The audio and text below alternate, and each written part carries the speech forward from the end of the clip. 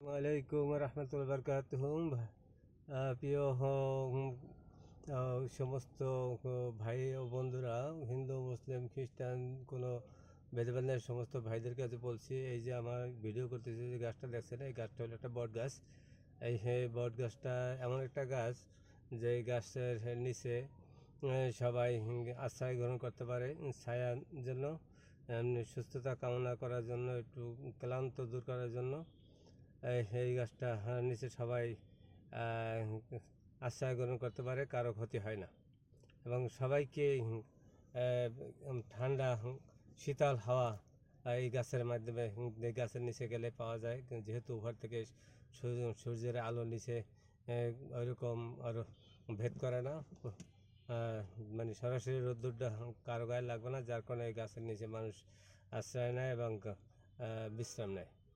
তাই আমরা দেশে এরকম একটা সরকার চাই, যে এই সরকারের কাছে কোনো মানুষ ক্ষতিগ্রস্ত হইবে না, আর কোনো কি বলে যে বিপদগামী হইবে না, এরকম একটা সরকার চাই।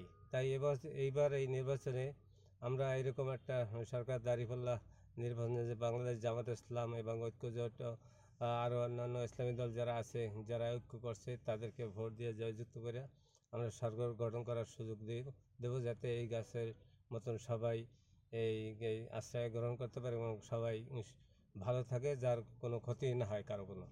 আমি এই কামনা করি এই কথা বললে আমি আর এই আলোচনা এই পর্যন্ত করেই আমি শেষ করছি। আসসালামু আলাইকুম রহমতুল্লাহ।